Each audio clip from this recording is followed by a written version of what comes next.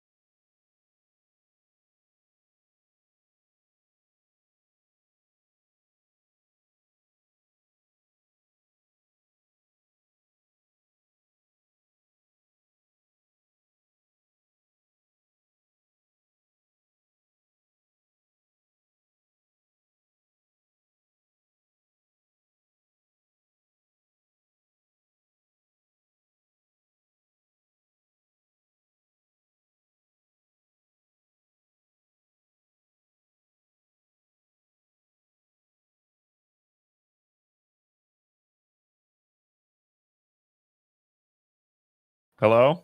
Hello? Is this thing on? Is this thing on? Hello? Hello? Okay, good. It's back. I don't know what happened. We lost technology. Technology died. It broke. We're back.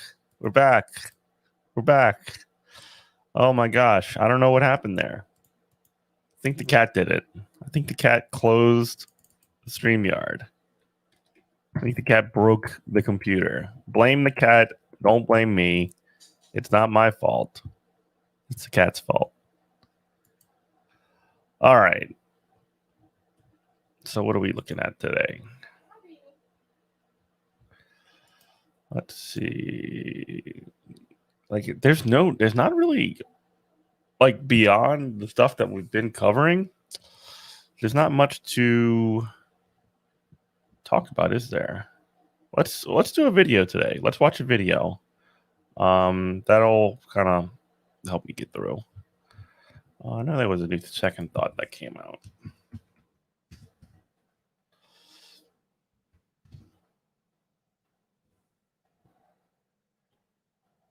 The war, military budget.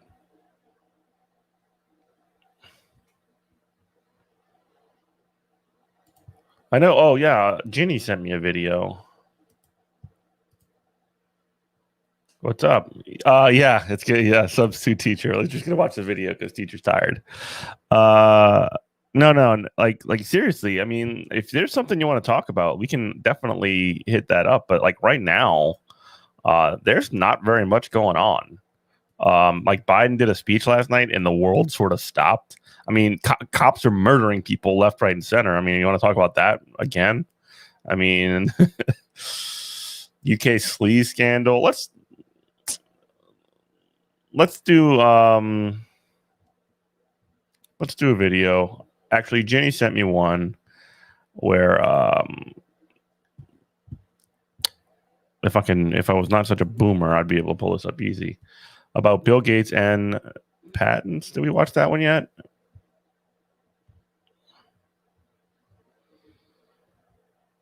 Oh. Hold on. Yeah, let's watch a video. No, we watched the Bill Gates one already. Let's watch Is Nuclear War Inevitable? That's my kind of shit right there.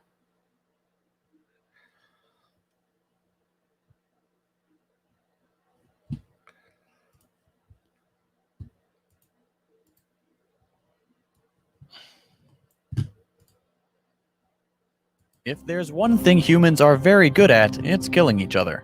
Over the course of our time on Earth, our species has developed ever more inventive ways of taking the lives of our fellow human beings. From clubs, to spears, to bows, to guns, bombs, tanks, attack helicopters, fighter jets, and all manner of other contraptions designed solely to destroy supposed enemies. The greatest threat to our existence has always been ourselves. As technology has advanced and our destructive capabilities have become more terrifying, we've reached the point where one large-scale conflict could feasibly annihilate not only our own species. That's like straight from the War Games movie. Remember that? With We've Matthew reached Broderick? the point where one large-scale conflict could That big room right there. The global thermonuclear war. feasibly annihilate not only our own species, but possibly all life on Earth. In this episode, we're going to look at the state of nuclear weapon policy around the world and consider two possible futures for the human race. To understand the current state of nuclear proliferation, let's rewind a bit. In the midst of World War II, American scientists and policymakers were convinced that the Nazis were developing nuclear weapons. The world's most evil regime having a monopoly on the most modern, destructive weapons was unthinkable. And so the Manhattan Project, the race to produce our own nuclear weapons, was born. Many American and foreign scientists working on the project hated the idea of nuclear weapons, and only agreed to help because they saw the Manhattan Project as an exercise in anti-fascism. One such notable figure was Albert Einstein, whom the mutually assured destruction. Hell yeah! Oh, we got Einstein now. We talking Einstein. Let's go. Hated the idea of nuclear weapons, and only agreed to help because they saw the Manhattan Project as an exercise in anti-fascism. One such notable figure was Albert Einstein, whom the American intelligence community watched very closely because of his socialism. Of course, as you may be aware, the Nazis never actually made much progress. Their nuclear weapons program was scrapped in 1942, a fact which didn't become common knowledge in the US until years later. Thing is that Nazis are just not interested in science. They want like somebody to hand them the weapon so they can murder people with it. They don't want to make the weapon. That's too hard. Oh, I'm struggling today, folks. Later, when the news reached Polish physicist Joseph Rotblat in 1944, he promptly resigned from the Manhattan Project, having only been willing to work on it in order to beat the Nazis. It's very likely that many of his fellow scientists would have also resigned, but American leadership threatened to deport Rotblat unless he kept quiet, and so the project continued. What had begun as a hesitant reaction to the Nazi threat had slowly become a pet project of the United States, enticed by the possibility of a monopoly on this mother of all weapons. Finally, in early August of 1945, the US dropped atomic bombs on the Japanese cities of Hiroshima and Nagasaki, killing roughly 20,000 soldiers and between 100 and 200,000 civilians. This indiscriminate massacre of the Japanese population was viewed with horror even at the time. Sean, who does videos on here, actually did a good, it's like if you have like 2.5 hours to dedicate to a nuclear bomb, like a hyper detailed sort of blow by blow analysis of the nuclear bomb, definitely check that out. Won't watch that one on stream because it would take it would be our longest stream ever just by doing it, but maybe but it's definitely worth doing. Like watching a 2.5 hour movie, like feature length film on screen, that's just too much even for me. The fact that between 5 and 10 civilians were killed for every one enemy combatant was simply inexcusable. Of course, the selection of these targets was intentional. US leadership had picked high-density urban areas on purpose to show just how destructive these new weapons were. Yeah, so one of the justifications that like the military planners, these absolute psychopaths, would do when they're talking about they would sort of like take this logical road from like, oh, we could just basically say that we're bombing military installations to we're bombing production facilities to we're bombing neighborhoods, from a very like you can justify the fact that you're like weakening your enemies, you're weakening like your enemy's ability to fight by destroying the production facilities of weapons. The problem is those production facilities, all the industry is right in the middle of the neighborhoods where people live. So if you drop a giant bomb on a place where you suspect that, they're producing weapons, people fucking live there and it kills the shit out of them. Which is, and I do want to say that, like, also specifically on the nuclear war thing, there were a lot of bombs, like bombing campaigns that were not military, like nuclear rather. There were like firebombing campaigns and terror bombing campaigns, and it was just absolute and utter brutality all the way across. I mean, they would just destroy huge swaths of cities to essentially, I mean, the way that they would describe it, military planners from the U.S. and abroad and other countries, is that they would do this so that it would sort of destroy the morale of their enemies. And what really just happened is, both, like, all sides just like, oh, you bomb the shit out of us, we're gonna bomb the shit out of you back. We're not surrendering. Like, it didn't help anything in the war, the terror bombings or the nuclear bombing as well. I mean, there's also a fair degree of, it's almost, it's compelling to me that the nuclear bombs were dropped in Japan long after, like, the Japanese had lost their ability to fight, and essentially the Russians were preparing to invade from sort of from the West, right? They're ready to come and invade Japan, and the U.S. drops 2 nukes and basically says, back off Russia. Pretty wild. Some have suggested that the bombing of these two cities wasn't intended to end the war, but to send a message to the Soviet Union, our sole global competitor, that the US was not to be trifled with. Those bombs were not aimed against the Japanese. They were aimed against the Soviet Union to say, look, this is the power that we have. If you dare oppose what we do, this is what is going to happen to you. Because they are so arrogant, they decided to kill innocent people in Japan who are still suffering from that. Who are they now to pretend that they are the policemen of the world? Fast forward to today, and it would appear that US posturing didn't exactly work. Instead, other countries have developed their own nuclear programs. As of early 2021, there are 5 nations considered nuclear weapon states: the US, Russia, the UK, France, and China. The US and Russia account for the vast majority of nuclear weapons, with over 90% of them owned by the two nations. Several other countries have conducted nuclear tests or otherwise have a small stockpile of their own weapons, including India, Pakistan, North Korea, and Israel. As best we're able to tell, there are somewhere around 13,865 nuclear weapons around the world. Considering how many people were killed in Japan, and considering that the average modern nuclear warhead is 3,000 times more powerful, that's a lot of potential devastation just waiting to be unleashed. In fact, according to the research of climatologist Alan Robach, even a small-scale nuclear conflict could lead to the death of 2 billion people simply from starvation, as climate fallout from the detonations would yield an atmosphere clogged with smoke and soot, causing global crop failures. That's not to mention all the lives lost in the explosions and the subsequent radiation poisoning. A major conflict, perhaps a world war involving the nuclear powers, would likely lead to the total extinction of the human race, and most other life forms.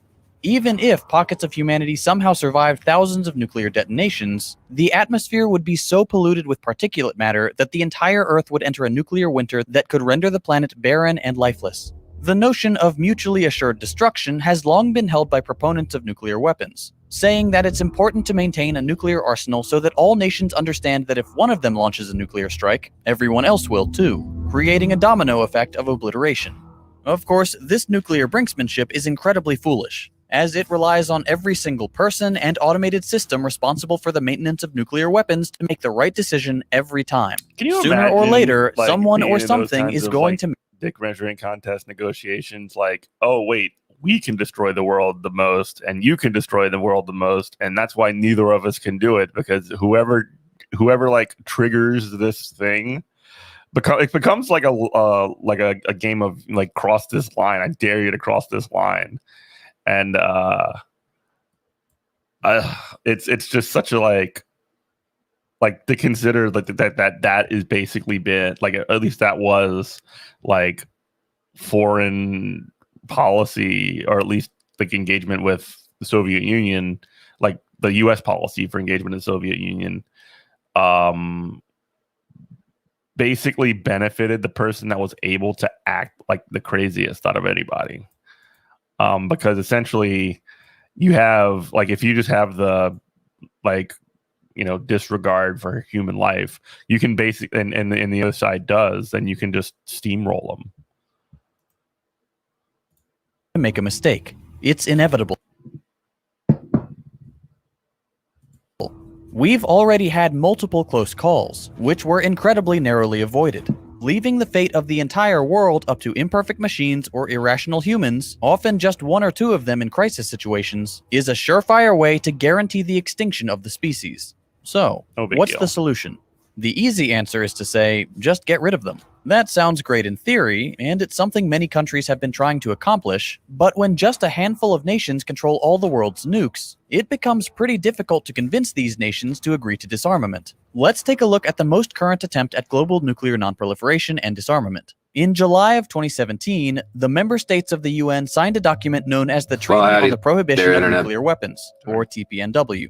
For those nations who are party to the agreement, it prohibits the development, testing, production, stockpiling, stationing, transfer, use, and threat of use of nuclear weapons, as well as assistance and encouragement of the prohibited activities. The treaty entered into force in January of 2021. To date, it's the first legally binding international agreement to completely ban nuclear weapons, with the end goal being the scrapping of all existing ones and a total global cessation of any further production.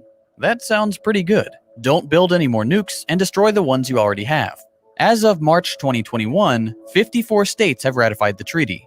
Unfortunately, not a single one of the nuclear weapon states are party to the agreement. In fact, many of them, especially the US and Russia, have made clear their explicit opposition to the agreement. Of all the states with nuclear capabilities, North Korea was the only one to vote for initiating ban negotiations. So, we currently have a situation where the countries without nukes want the countries with nukes to get rid of them, and the countries with nukes refuse to do so and instead continue to threaten those without nukes and tell them not to start producing them. The US also expects North Korea to disarm, while not being willing to do the same in return. North Korea was willing to enter negotiations for the treaty, something none of the other powers were willing to do. And we wonder why North Korea seems so hostile towards us. Here's the thing. The world would be better off without nuclear weapons. Period. End of story. If we must continue to fight pointless wars, we have plenty of other conventional weapons capable of wiping out entire populations without the added threat of global nuclear fallout and mass extinction.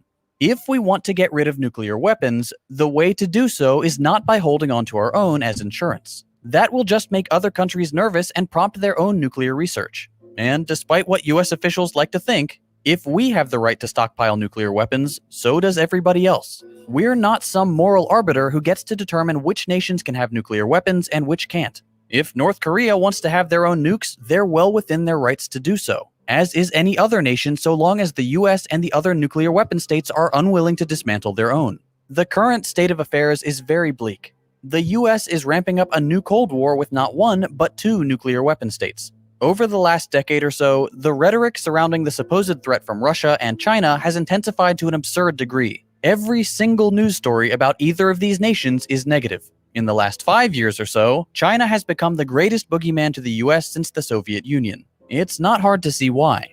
Just like in the first Cold War, the ascension of a second global superpower is making the US nervous. China is poised to take the mantle of the world's largest economy in a matter of years, dethroning the country that has ruled global trade with an iron fist since World War II. US leadership doesn't like that. It should not come as a surprise that hate crimes against Asians are on the rise. The propaganda against China has started to work its way into the mind of the average American. Regardless of what you think of China, it should be obvious what the US government is doing. They're trying to manufacture consent for war against another nuclear superpower. They need the public support to launch military offensives, just like they did with Iraq nearly 2 decades ago. In the lead up to the Iraq War, hate crimes against people of Middle Eastern heritage went through the roof. We are seeing history repeat itself, but this time it's much more dangerous, because both countries are armed with nuclear weapons. Other nations are already working with China to build a new economic order that doesn't rely on the US dollar, which will break the American stranglehold on global trade. The US will do whatever it takes to maintain global economic domination, and I fear that includes pushing the big red button. That's one future the world faces: complete nuclear annihilation. If so much as one nuclear missile is launched, it will quickly be followed by hundreds more from silos all over the world, from submarines already stationed in strategic locations, from jets that can deploy anywhere on Earth within an hour. This is not a future any human being should want. It affects all of us, not just the belligerents in some global economic conflict. A 2014 report determined that it would only take 100 nuclear explosions to clog the atmosphere with enough particulate matter to block out the sun for decades, preventing photosynthesis, plunging the world into darkness, and poisoning every inch of the planet with deadly radiation. Just 100 nukes. The world stockpile is nearly 14,000 strong. No nation will be able to rule the world if there's nothing left to rule. But there is an alternative. It's perhaps an unlikely alternative, but it is possible. We already have the framework for nuclear disarmament. Those nations who want to ban nuclear weapons outnumber those who don't many times over. Sure, it's the big powers who want to cling to their doomsday devices, but with the united work of the rest of the world, I don't believe even the US could maintain their position of stubbornness. It may require all the smaller players working out new trade agreements, new economic systems that don't rely on the support, or rather coercion, of the great powers. The proponents of nuclear weapons tend to be staunch supporters of US domination. But suppose we take their position for a moment. What if we say, okay, you're right. Everyone should have the right to nuclear weapons. Suddenly, the school bully who had hoarded all the dodgeballs is facing dozens of smaller players with their own dodgeballs. The US doesn't want to be smacked in the face, so maybe they'll agree to disarmament talks when they're not the ones holding all the cards. Personally, I think this is a very dangerous approach, and I would rather the number of nuclear weapons did not increase for any reason. But maybe force is the only thing the great powers can understand. Regardless, the only future that can be called even remotely safe for humanity is a future that is free of nuclear weapons. The world only feels safer than it did during the first Cold War because we got lucky and didn't blow ourselves up. But in reality, it's more dangerous than ever. One superpower rising to prominence, another entering its post-primacy phase, and the government war machine pumping out propaganda as quickly as the people can unwittingly consume it. I'm no diplomat, world leader, or military strategist. I have little power of my own to sway public opinion away from war. But what I can say with certainty is this. The nations of the world must come to some agreement to destroy all of our nuclear weapons, for the good of all humankind, all life on Earth, and the continuation of this bizarre adventure. If you'd like to learn more about the origins of these horrific weapons, I highly recommend you check out Einstein and the Manhattan Project on CuriosityStream. It's a sobering look at the fear and uncertainty that led to the production. All right, enough of your ad. Second Thought's good. Y'all check him out. Yeah. Hey, what's going on? We got Jenny back in chat. What's going on? If we got down to 500 nukes, it would be amazing. Yeah, that's still enough to destroy the entire planet. But it would certainly be better than like way more than enough nukes to destroy the entire planet, right? I mean, like Jesus, it's like I agree with you, G Wolf, that it would be good if we can get down to only 500 nukes. But like the fact that that's a good situation speaks of how bad the situation is. Like, I don't know. That's kind of where I'm at with this. Like, I'm just like sort of beyond it all. I'm just sort of like, yeah, this is just always going to be on the table unless we can like find a way to, like fully just roll back everything to zero. You know, how do you just like sweep them all up and eliminate them? Because like, I don't know. What's going on, Jenny? What's going on? What's going on today? We're kind of taking it easy today. I will say this. I do want to throw out a programming note, and I'll drop this again later. Monday and Tuesday, and Wednesday actually of next week, we will not have a show because I am going on a quick vacation. So 4,018 nukes. Holy shit. That is a lot of nukes. So that is like 1/8 the amount of nukes that we have now. And it's still like way too many nukes. Incredible.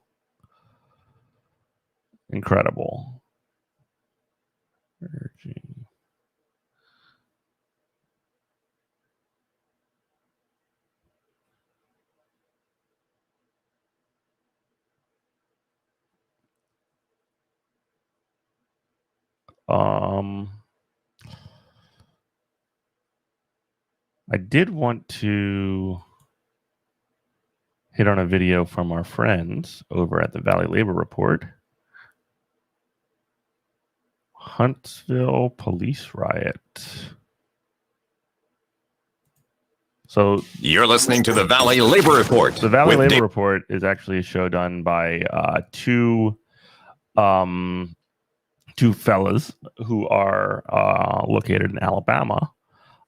And they are essentially like on a right-wing station, but they've essentially like bought some time on there to talk like literally just about labor stuff.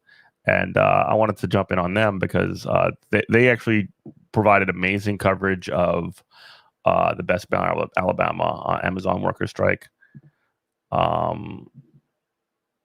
That's why Jeremy Corbyn was so disliked, because he was going to disarm nukes. Yeah, Jesus Christ. David Story and Jacob Morrison.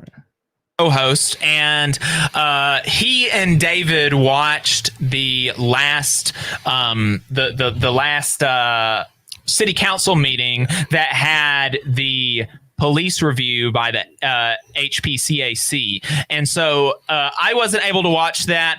Adam actually read most of the report, I think, or quite a lot of the report. And so they're going to so Adam, I'm going to throw it to you. Yeah, what happened?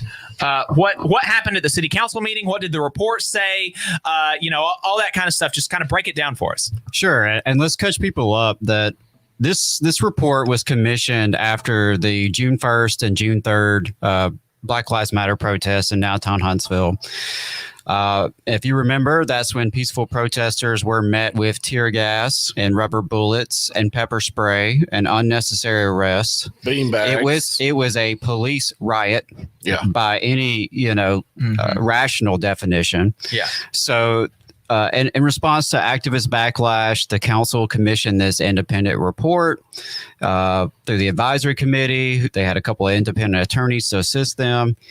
And unfortunately, the mayor and the city of Huntsville leadership took the approach that we can't have any conversations about policing or criminal justice, much less what happened on those 2 nights, until the report's finished.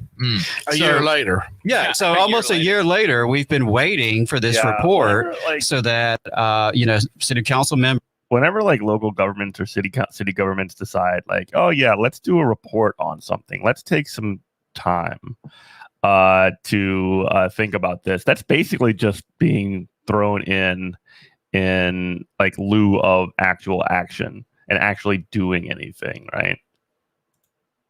Members and others could take their muzzle off and actually talk to the community publicly about how to make change in Huntsville. So the report came out. It's over 250 pages, I believe. Haven't read every word yet, but I've dived in quite a bit. I know many of our fellow activists have been doing the same.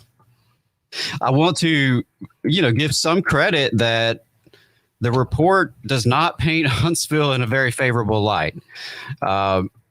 And there were multiple agencies involved on those 2 nights, in particular June 3rd, where it got really, really ugly. You had Madison Police Department, you had Madison County Sheriffs, and you had ALEA, state troopers who came in. And in fact, if you remember, there was a lot of talk about outside agitators. I mean, the only outside agitators were the state troopers coming up here. Ready to bust heads. So sounds familiar, doesn't it? Sounds a lot like what Andrew is reporting on over in Elizabeth City, right? Yeah, maybe. I mean, I don't know. Who knows? I mean, maybe they are able to hold the audience. I don't know. I'd have to ask them. I'm actually out to Jacob about coming on to talk about another event that's going on. This is Jacob and Jacob on the left, David on the right. They are the Valley Labor Report. They are a show that is essentially they've bought time on a right-wing station to literally talk about like union stuff and labor stuff out in that area. They're very, very cool, very good. They actually we recently I had a conversation with them with Jacob specifically about getting them on the station where Good Morning Comrade's on, good WHIV FM.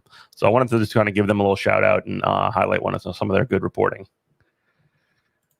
So, I do give credit that the report did find quite a bit of facts. They reviewed a lot of body cam footage. They did solicit opinions from the community. They interviewed people who were there.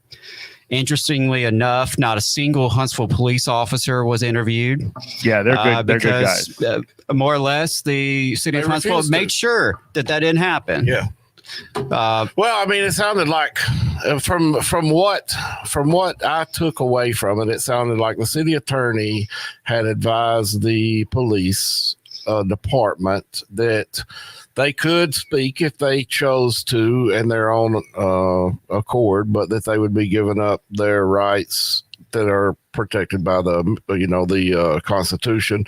And basically he was saying, if y'all talk to them and you get a lawsuit, you're on your own, is what it kind of sounded like to me, Yeah. and rightfully so, because the report, I think they said, was 85 pages. The report was very intensive. The report was very damning for the police department because they had body cam, regardless of talking to the police, they had this body cam footage of the police saying some pretty damning things on their body cams, and as well as evidence of when some cops caught themselves realizing they were they had body cams and cut them off. Or conveniently covered up their body cams and badge numbers. So, I think there was no cooperation from the sheriff, from Madison City, or from the state troopers. So we're still waiting to hear.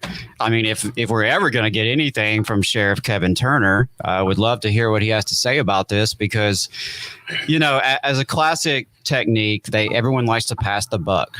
Right. So City of Huntsville wants to say, well, really, we weren't the worst guys. The worst guys were these other agencies that they brought in, specifically brought in. So I know there's been some legitimate criticism of the report and the committee's, maybe lack of teeth, for lack of a better phrase. I think there's truth to that. But even with what did come through, it's still pretty damning, as you said. And, I pulled out some quotes. I just want to read this. This was the night of June 1st in Huntsville, downtown Huntsville, the smart city, allegedly, the progressive star of Alabama. Quote, one officer was heard saying he hopes the protest is shown on the news and people realize they cannot play around in Huntsville because they don't play nice in Huntsville. And he was specifically talking about the police don't play nice. Yes, this was a police officer speaking to another police officer. Mm-hmm. And remember, there was not a single instance of even so much as property damage, much less violence by the protesters in Huntsville. The only property damage happened because of a stray police rubber bullet or something, that then the protesters raised money for and donated to the business. The police didn't raise money for it.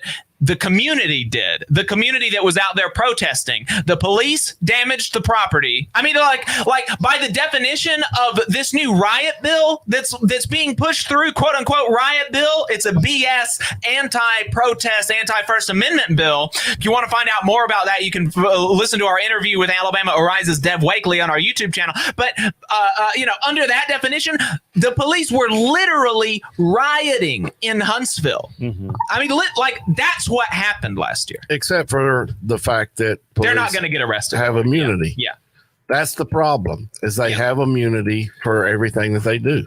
Yeah. Right. And that's something that, as far as I know, is confirmed in this report and in the conversation at the city council, that not a single. I mean, this is the same everywhere, isn't it? I mean, it's good that they're talking about actually how it works and the mechanics of how they try and pass responsibility, and how the city council plays their role, and how the police department sort of pushed their responsibility off as well. I mean, it's like this everywhere.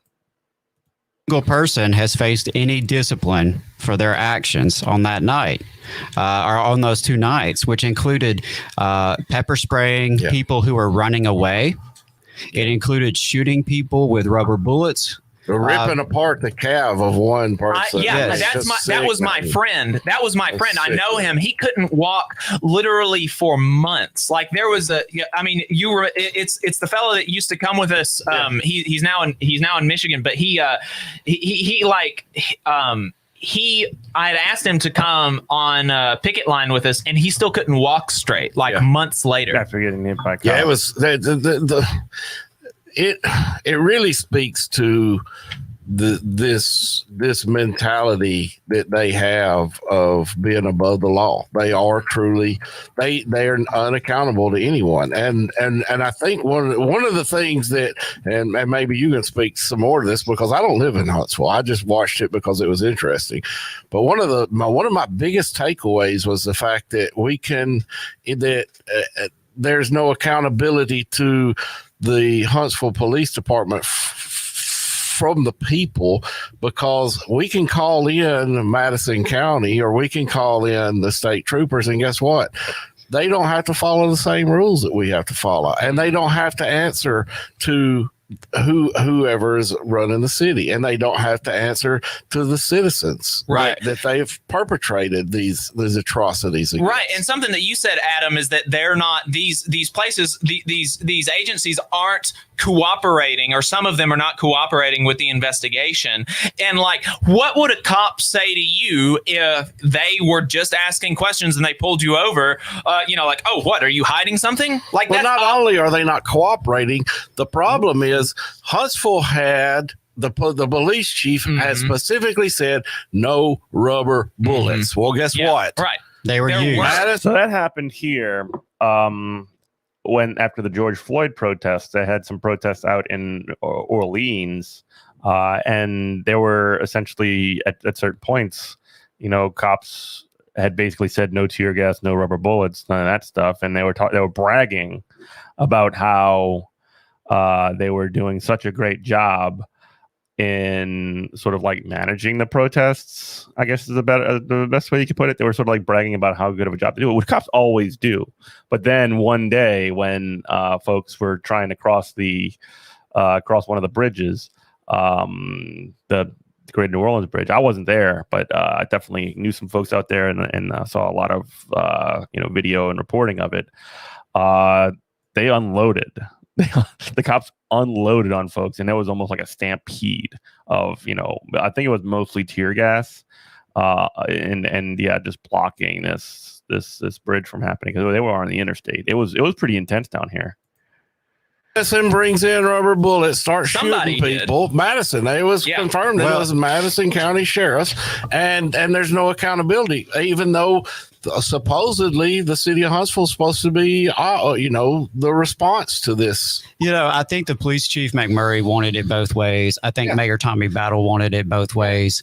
McMurray wanted to say it was his operation, but only the good parts, of course. McMurray said that he did not agree with the use of armed snipers on the roof of the courthouse, looking through their rifle scopes at innocent civilians on our streets. Yeah, I mean, what is one of the first things, and I thought about that when they said that, because I'm a very active firearm owner.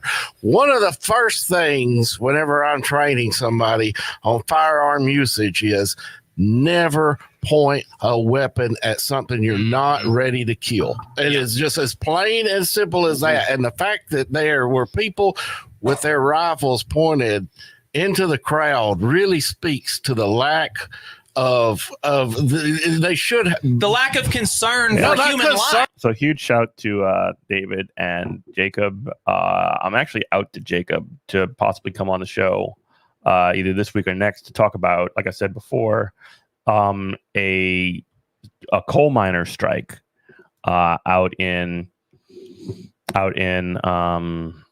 Alabama, and it's really kind of hits on some important key points, specifically around how we think about how essentially like the sort of like historical like veneration of coal miners, which actually just ends up being sort of like a veneration of the coal mine industry, less so the workers. You sort of like to have this fake image. Robert says, even worse, the excuse they gave for gassing the bridge was that if they let people over the bridge, they would be assaulted by Jefferson Parish deputies.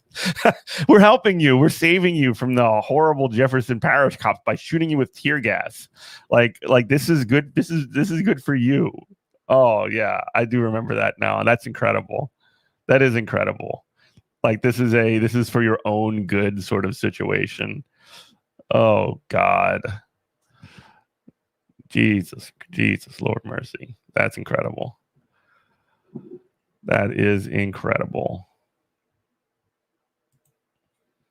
Here's hopefully this would be good. Here's another story that I keep seeing come up, and it's about something that's important that's going through the Louisiana legislature. We mentioned this on the show previously.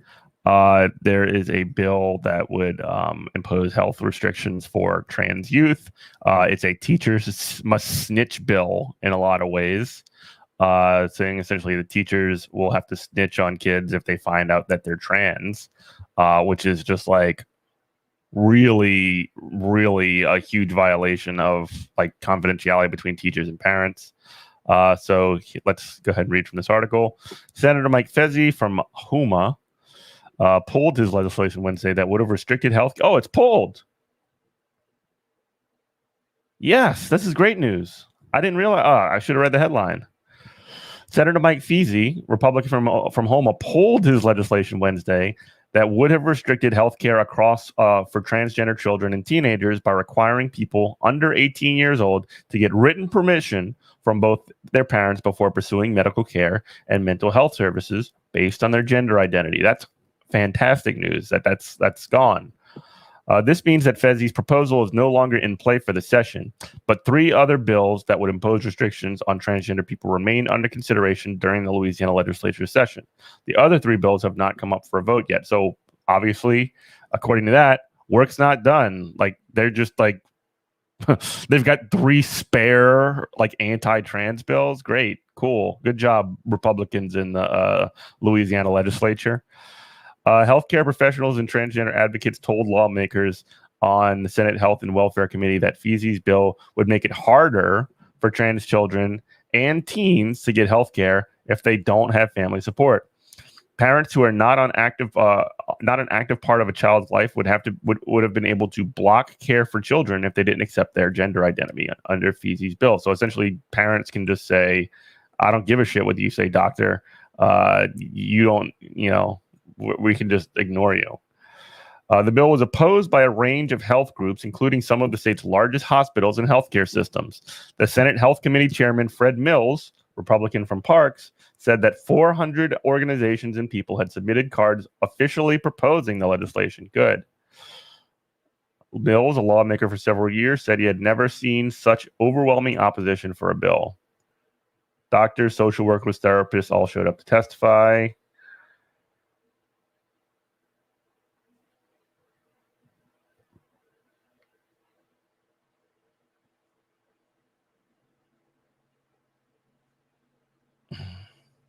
Having the doctors basically talking, oh my god, that's horrible. Like this doctor here apparently had to have talks with families and said, hey, this bill's going through Congress or the state legislature, be ready for it because it's fucked up. That's wild. He said some of his patients and their families had sobbed uncontrollably when he told them that Fezzi's legislation could interfere with their treatment. He said that trans people with single parents and grandparents overseeing their care were worried since the legislation required both parents to be on the board with the treatment. So like if mom and dad are split and like mom is like, yeah, sure, my kid's trans, and like definitely go ahead with the necessary health care that they need, and then dad even might agree with that but just wants to like be against mom or whatever. I can see cases of that, unfortunately, like one or not, like it doesn't really matter. Like if they're against it, it only takes one parent to be against it, so the kid doesn't get their health care, the treatment that they need. They're distraught that lawmakers would put a barrier in place to their health care and support, the doctor said. Audrey Leger, I think that's just a different spelling of Leger. The issue for Audrey Leger, the issue is very personal. Audrey is a 17-year-old trans teenager and junior in high school. She said she became distraught when she hit puberty as her body became more masculine. Receiving treatment that helped her body reflect her gender has helped her both mentally and physically. This gender therapy is necessary for me to survive, she said. But Leger only has the support of her father. Her mother, see, this is exactly the case that I was mentioning. Her mother, who isn't involved in her life, doesn't recognize her identity, she said. Under Fezzi's bill, Liger's mother could have halted her treatment over the objections of her father, who is a full-time parent. So, I mean, it's a kind of a hypothetical here, Like if mom decided to speak up and say no, she could have. Thank God that didn't happen. But like it's a very real situation of you know, would she have been put in that situation? You know, who knows? Legier's brother Donovan confirmed that their mother is not supportive of his sister. He said his mother left the family several years ago and hasn't been active in their lives. Well, that sounds like a good thing, honestly, at least for this particular situation, circumstance. Ever since she was little, I knew my sister was a girl, he told lawmakers. My mother has never really accepted my sister for who she really is.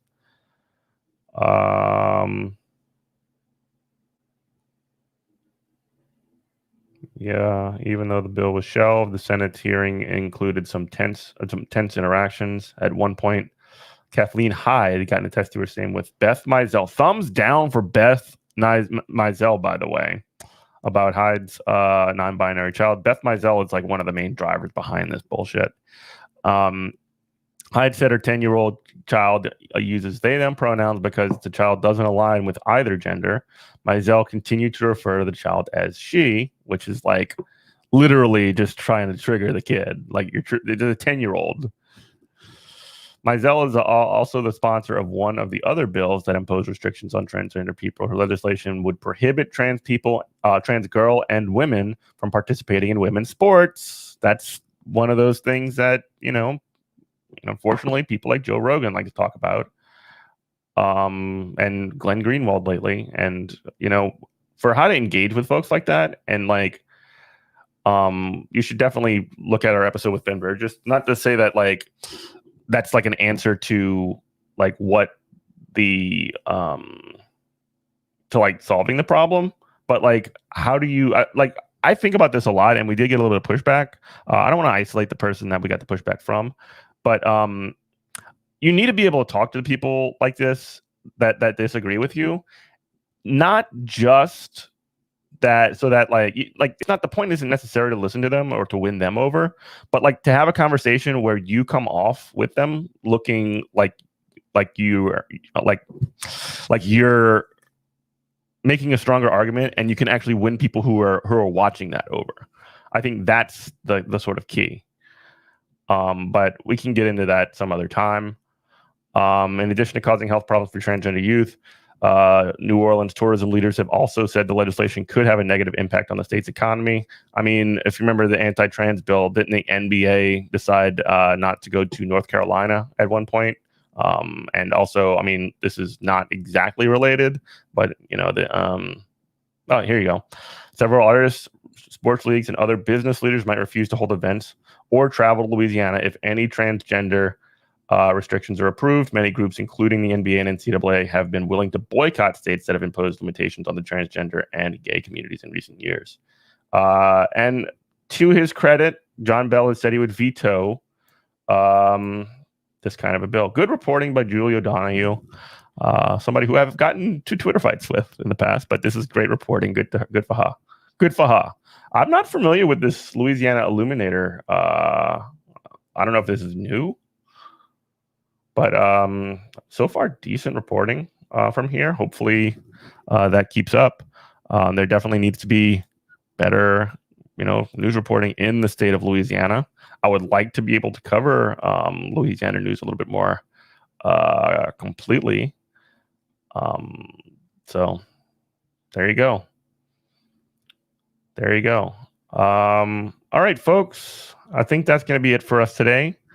You can check out Good Morning Comrade on our website, goodmorningcomrade.com. You can give us money on PayPal, paypal.com/goodmorningcomrade. And you can, check out, all of our stuff, Facebook, Twitter. Robert's on Twitter at Comrade Morning. I'm on my old account, just plugging away at Eminent Prof. 74.2 millions voted for millions of Americans voted for Trump. The numbers aren't on those kids' sides. I don't know what's wrong with these people. Honestly, I think most people don't really have developed takes on these things. Like most people are like weirded out by like trans people or whatever, because they have no experience with it, and the media that they consume is, and this is not to their credit by any stretch, it's not a defense of that, obviously, but like it's just a reality. The media that they consume like vilifies trans folks, definitely 100%. Like a lot of the mainstream media doesn't cover that kind of stuff about folks like that in any kind, like with any kind of sympathy. And what ends up happening is they start to develop these sort of, and plus, to be completely honest, they probably know very few trans people in their lives. So I guess the thing is that, like, how do you engage with people with that in a way that they will be responsive to? Because I do think, and this is maybe naive on my part, that people that did vote for Trump might have done so because it made them feel good about themselves, or because they actually believed some kind of like dumb bullshit. And like, again, if 74.2 people like in America are like hard line against us, which like I'm sure probably about 30 to 40% of that group is, but there's a lot of sort of like softer support somewhere in the middle. And I guess finding the people that are softer support and snapping them out of this stuff is the objective in a lot of this. And it is an objective, not the objective. But like in terms of engaging with those folks, that's what you kind of have to do. But the key point, I guess, is to pick that battle. You know what I mean? Don't go and like try and convince somebody that you're never going to convince, because that's a waste of time. They sort of like go along with whatever social pressures. G Wolf brings up a good point. Most of those people are ignorant of the whole situation, facts, and just act like they're told, or I'm not making excuses. I'm just trying to like find ways to take the position that we're in right now. I don't care if these people like Adolf Reed says, I don't really give a it's not about whether or not people are going to heaven or to hell. That's way too Protestant of a way to look at things. But like, how do you, and again, I think of this as my responsibility as somebody who's cis. If somebody who's trans wants to engage with those kind of folks, that's fine. They have every, I don't fight with people on Twitter that much. I'm actually good, but I guess like expecting only people that are trans to handle all this stuff by themselves is kind of not fair to them. And then also at the same time, like when you do sort of have these conversations, make sure that you're not speaking over trans folks. But yeah, anyway, that's it. The thing is, the follower herd, just another cow. We need the herd on our side. We need to get the herd of people on our side. We need to bring them in. Anyway, this has been your daily dose of Good Morning Comrade. Thanks to G Wolf. Thanks to Ginny. Thanks to Top Damage Wizard, Robert. We did have a brand new podcast released today. You should check that one out. Go back and check our Tuesday show out with Ben Burgess too. But yeah, WHIV, you can listen to us there on Tuesdays. And yeah, thanks for listening. Love you, everybody. Wanted to mention one more time. Monday, Tuesday, Wednesday, I will be on vacation. So no show unless somebody else picks it up. All right, folks. Talk to you later. Love you. Bye.